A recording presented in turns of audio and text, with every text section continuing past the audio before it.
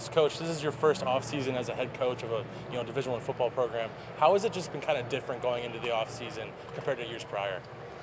Yeah, you have some more responsibilities. I think you're pulled in a lot of different directions. The positive thing was the coaches that were retained and that wanted to stay are all very experienced and very talented, and I'm able to lean on them, and they've been a huge help for me.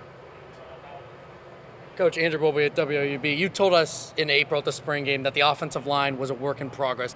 How have you seen that progress so far through the summer?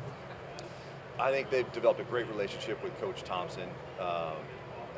We've added a couple new names with that group, and that's one of the things that's exciting about fall camp now is you're adding so many people between the freshmen and transfers that come in the summer that there are some different aspects to the team once you start camp.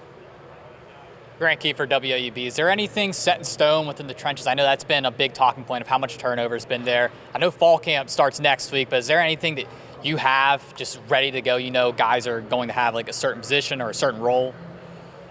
Well, I think that there's some guys that have definitely established a lot of stock within our program. Davion Witherspoon is obviously a returning starter, so he'll be a cornerstone at some point within the O-line. He's worked at a lot of different places through spring and summer. Returning Shed Rhodes has been great for us, and he's someone that should be a plug-and-play starter as he started for us for 2 years before he left.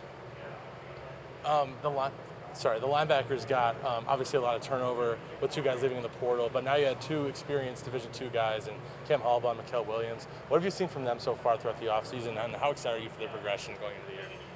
Great work ethic. I think they bought into our culture. They're great people. They're really smart. They're eager to learn, which is awesome. And when you approach the portal, those are guys that I've always liked trying to go after, are guys that have been overachievers at maybe a little bit of a lower level, and getting a chance to give them some more support and more meals, different training style, and just see them have an opportunity to really grow as players and as people. Coach John Lipsher with the Post. Has there been a mindset change for you this offseason as you were very offense-centric these past couple seasons now that you've had a whole team view? Yeah, I think you have to do that as a head coach, and that's something you have to be mindful of. As obviously I'm going to continue working with the offense is, ensuring that the defense does feel present. And, something I made sure I was doing in spring ball was sitting in on some of their position meetings, trying to be a little bit more present with them during practice and making sure I'm communicating with them more than maybe I did in the past. So I think it is important that they are always feeling valued and that my emphasis isn't only on one side of the ball. There's been a lot of talk about, this non-conference schedule. You got 3 excellent teams on there, a good FCS program. Are you embracing the challenge that, this non-conference schedule is going to bring? Absolutely. Our team has won a lot of football games over the last 3 years. So we have a lot of players that are very confident in their ability and are excited to compete against some Power 4 programs. One thing that came out this offseason was obviously the Sun Belt rumor. Do you have anything to say about that? What were your thoughts on that? Just kind of curious about that. Yeah, I've talked with our athletic director about it, and the rumors were false, so I really don't have much else to say.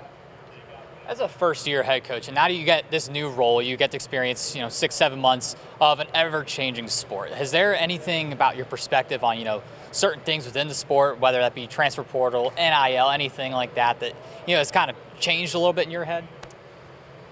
Well, I think the biggest thing with becoming a head coach is having the ability to adapt to new situations, and that's what we've been going through for the last couple of years. Is there's been a constant change in how we operate, what the rules are, and I think the teams that have been successful these last few years are the ones that have been able to adapt and adjust to the rules.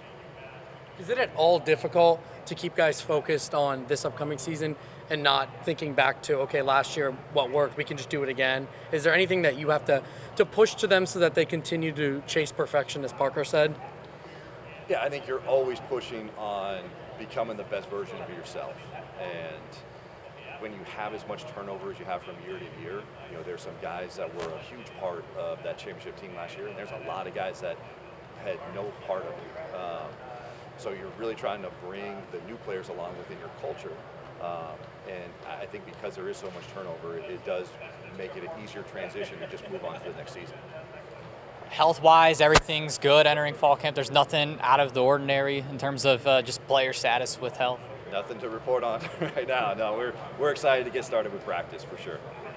I just have one more for you. Obviously, last year, Coleman, Owen transferred in, kind of became a breakout star, not even just in the conference, but really across the country. Do you guys have anyone that you feel could have a similar impact this year? Well, there's a lot of guys that we're really excited about. I want to say we have 25 transfers that are coming in and are all going to be competing to be impact players.